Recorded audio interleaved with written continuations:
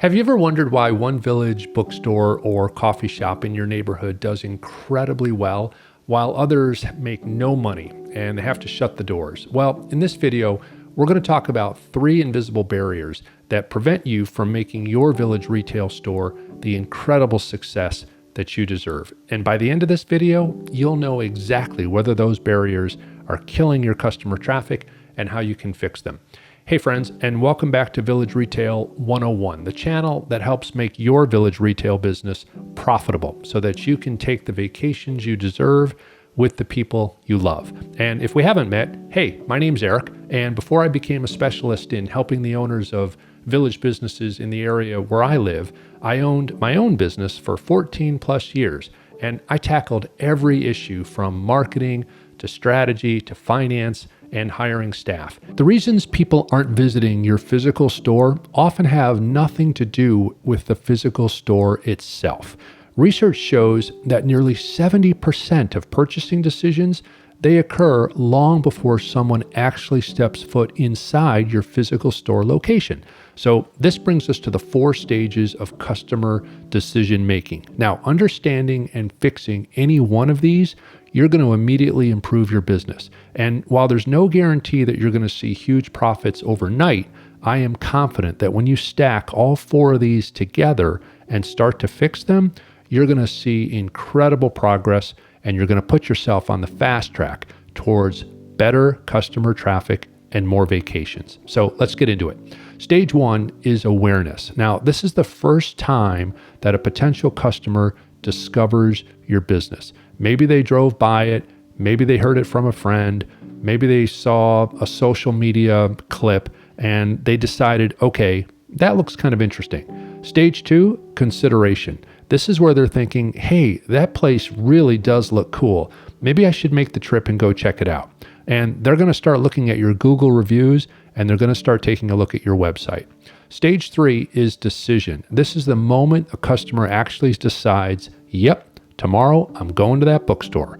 Stage 4, this is experience. This is everything that happens when they actually walk through your business's door and they visit. Now, when I work with clients, I find that most of them, in fact, the majority, pour all of their time and money into stage 4, the in-store experience. And yeah, that's really important. Yet, if you ignore steps 1, 2, and 3, stage 4 is never going to happen.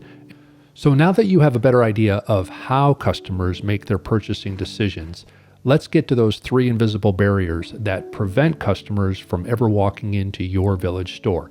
The first is what I call digital obscurity. Now, you might have a Facebook page or an Instagram account, and yet not everyone can easily find your store online. So when a customer searches clothing boutique near me or great coffee shops near me, you have to show up. No matter how incredible your store might be, you're not going to bring folks in if they don't know that you're around. The second barrier is what I call the perception gap. And here's an example. There's an incredible bookstore not far from where I live, and their staff is sensational. They're very knowledgeable. They can make great recommendations for books that are always exactly in line with what I want to read. But their online presence, it's not very good. They have some blurry photos and not much helpful info. So the gap between their store and what they offer and what they show online is enormous. Customers, they're always going to look at 4 places to get an impression. They're going to look at your Google and your Yelp reviews, even if you only have a few of them. They're definitely going to look at photos of your salon or your cafe, your social media presence, and what others are saying about you. So when your online presence doesn't match the incredible quality of your floral arrangements or the cool atmosphere of your coffee shop, folks are going to create a mental barrier against visiting. The third barrier is called friction points. Now, these are fascinating because they seem very, very small, yet they have a massive impact. Friction points are obstacles that make it just a little bit tougher for someone to commit to visiting your store. So an example might be, I wonder if there's parking, or are they open on Mondays, or will they accept credit cards?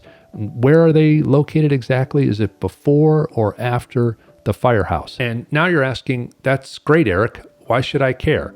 Well, it's incredibly expensive to ignore them. and they're going to prevent you from getting out of the store and out on the 6 weeks of vacation that you really deserve. So let's do some really simple math and we can look at it from another way. Let's say that 10 potential customers a day decide not to visit your village cafe or your antique store because you have these 3 invisible barriers. And let's say your average sale is around $40. That's $400 in lost sales every single day that you're open. And over the year, that's roughly $146,000 of missed sales. That's real money. And the scarier part is you'll never see these customers. You'll never hear from them. They're not going to message you or email you and tell you that they didn't come into your store. So here's how to fix those barriers. I put together a simple starting point that you can immediately apply. Only 3 really easy questions. Number 1, if someone who's never heard of your business before goes online and they search for what you sell, can they easily find your store or your business? So if you own a floral shop, try searching online for best florist in your town, or type in where to buy flowers in your town, and then make absolutely sure that your store appears. Question number 2, what impressions does your online presence give to someone who's never visited your store? So if you own a coffee shop or a salon, this is incredibly important. The vibe is really, really critical for customers. So if your cafe is warm and inviting, but your online presence is dark or outdated, you've got a big perception gap. Question number 3, what might potential customers worry about that still remains unanswered before they visit your store? So if you're a bookstore, it might be how big is the used book section? If you're a clothing boutique, it might be what sizes do you carry for certain items? Now, these 3 questions, they're immediately going to help you start to identify your specific barriers. And the great news is that it's really easy to identify them and really easy to fix them. Now, one last thought. I'm guessing that if you're still here and you're watching this video, you genuinely like running your village business, or you're very excited about buying one and starting one. That's amazing. I ran a business for 14 plus years, and every day I looked forward to helping more clients. In today's retail environment, it's tough, and there are hundreds of folks that are going to get in front of you and say, you're crazy for having a village business. And 100 more, they're going to tell you, don't ever start one. My advice, don't listen to them. Your village retail business means the world to the right customer. And with the ideas I shared with you in this video, you are that much closer to turning your business into a consistent source of high income and 6 weeks of incredible vacations.